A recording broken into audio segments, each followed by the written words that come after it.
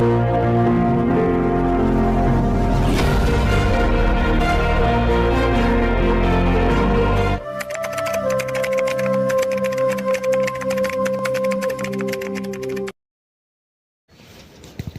কথা।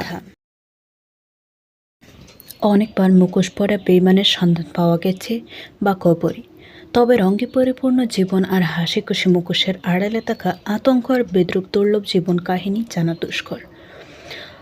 এমন মানুষকে জীবন যুদ্ধে জয়ী বলবে না পরাজয় করেছে, বুকে এত ব্যথা নিয়েও হাসি মুখে থাকে, আর দুর্লভ জীবনের অধিকারী হয়তো কোনো পা না বাড়িয়ে নিজেকে গুটিয়ে রাখে। হ্যাঁ বন্ধুগণ, এরকম আরও 22টি গল্প শুনিয়েছি। আজ আরও একটা বলি।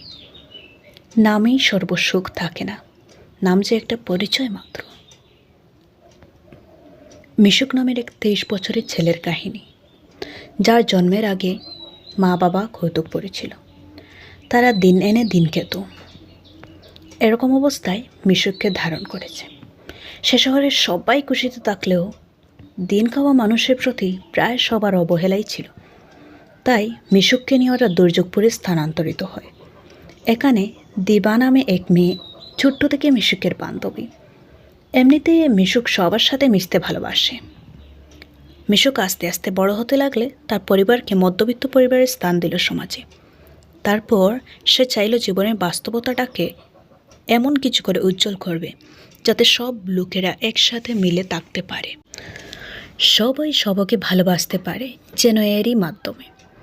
এটা কিছু মানুষ চাইলেও সমাজ মানল না। মিশুকের বিশ্বস্তের প্রধান কুঠি মা বাবা তো সোজা বারণ করলেন। দিনে দিনে কিছু করতেই হবে ভেবে ভেবে মিশুক যত পুলিশের কাজে লেগে পড়ল। কত লোকের কত রকম কথা তার কানকে স্পর্শ করছিল। কপালে বিন্দুমাত্র বিরক্তির রেখা টানেনি মিশুক। তার মা তাকে বলেন, আমরা ছোট লোক আগেও ছিলাম, এখন প্রয়োজনে দ্বিগুণ হব। সমাজের নাম দেখাতে যাওয়ার কোনো দরকার নেই, সে লাথি মেরে দূর দূর করে দেবে। মিশুক ভাবত মা বাবার সর্বদা শুভচিন্তক হয়ে এ বলে সব শোনা কথা এড়াতে পারত। যত পুলিশওয়ালার কাছে একদিন দিবা এসে গল্প করল। সে বলল, জানিস, আমার বাবা দরিদ্রতার মধ্যে বেড়ে উঠেছে। বড় হতে হতে কখনো ভাবেনি যে ধনী হতে পারবে আর পড়াশোনা এগোতে পারবে।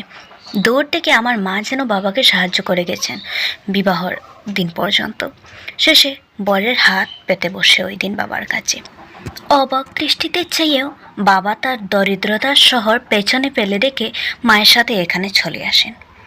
এখন সুখ আর শান্তি ঘিরে থাকবে এটা ভেবে যদিও এসেছেন, তাও এখন বিভিন্ন জনের ভিন্ন কথা শোনায় ওদেরকে। তবে আমার জীবন চালনাতে তারা কোনো কথাই বলেন না। আমি একটি মুক্ত পাখি। দিবা সেদিনকার মতো চলে যায়। মিশুক ভাবছিল, কে নিষ্ঠুর আমার মা বাবা, তাদের জীবন সুন্দর কাটেনি বলে আমাকেও তাদের ইশারাতে চলতে হবে। সংসারিকতার জন্য হাসি মুখে মুখে পড়া ব্যথা নিয়ে থাকবো। এইটা ভেবে নিয়েছিল মিশুক। সে ভাবছিল এটাই তার সবচেয়ে বড় দুঃখ। তবে সে জানতো না এই ভাবনাটা তার সবচেয়ে বড় মূর্খমি হতে যাচ্ছে।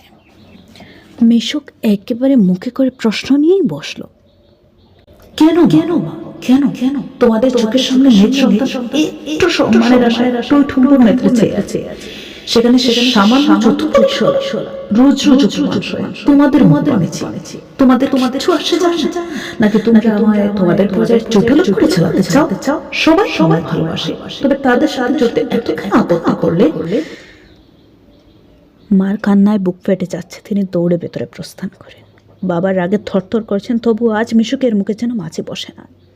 মিশুক বলতেই যাচ্ছে, আমি তোমাদের পুতুল, হ্যাঁ, আমার কোনো স্বাধীনতা নেই।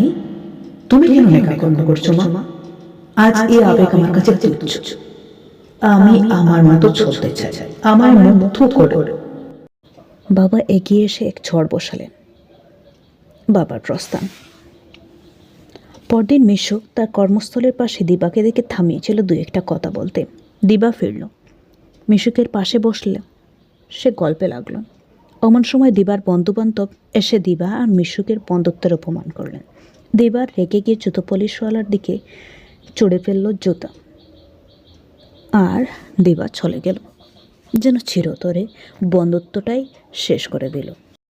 তার এ ব্যবহার মিশুকের বন্ধুত্বে আঘাত আনে। মিশু কাজ করে চুপচাপ প্রবেশ করে। বাবা তাকে থামান আর বলেন, শুনো, তোমার মাকে আমি যবে পাই তখন আমি মধ্যবিত্ত পরিবার থেকে সব সময় দেখেছি সে কিছু করার জন্য জীবনটাকে বিপদেও ফেলতো। কত সাহেবের কাছে গেছে, তারা সৌন্দর্য থেকে বিচার করছে, পরক্ষণে পরিবার দরিদ্র থেকে শুনে তাকে অপমান করেছে। তবুও বারবার সে চেয়েছে সমাজের সম্মানের পাত্রী হবে। তার কি দোষ ছিল দরিদ্রতাতে? এই ভেবে আমিও সঙ্গ দিতে গেলে আমাকেও আমার তত্ত্বাবধায়কদের দ্বারা দরিদ্রতাতে ঠেলে দেওয়া হয়। অনেক দোহাই দিয়েছিল তোমার মা, তাও আমি ওর হাত ধরে কৌতুকপুর গিয়ে ছোট্ট ভালোবাসার আলো তৈরি করি। আফসোস, ওখানেও আমি ওকে সম্মান অর্জন করাতে পারিনি। শেষ অবস্থায় আমাদের দূর দূর করে তাড়িয়ে দিল প্রায় লোকেরা। জীবনটাকে তখন থেকে দূরবীনে দেখার অভ্যেস করে দিলাম, যে যেভাবে জন্মেছে তার থেকে পাল্টাতে পারে না, এই বিশ্বাসটাই বুকে বেঁধে রাখলো। তবে তুমি যে ভুল করলে, জীবন ফুরালেও তার মাসুল দেওয়া অসম্ভব। চাও তোমার মাকে দেখে এসো। মিশুক দেখল তার মা হৃদরোগে আক্রান্তিত হয়ে নিঃশ্বাস ত্যাগ করেছেন ইতিমধ্যে। 2-3 দিন পূর্বে মিশুক 23 বছরে পা রেখেছে। মায়ের কথা ভেবে এক হাহাকারের চিৎকারে ভেঙে পড়ল সে। বাবা আরও বললেন, বাবা, আমরা এই জগতে প্র্যাকটিক্যাল, তাই তোকে আমাদের মতো হয়ে থাকতে বলি। স্বজন ছাড়া না কেউ বন্ধু আছে, না তো আত্মীয়। সেদিন থেকে মিশুকের কাছে তার মাই শ্রেষ্ঠ বীরাঙ্গনা।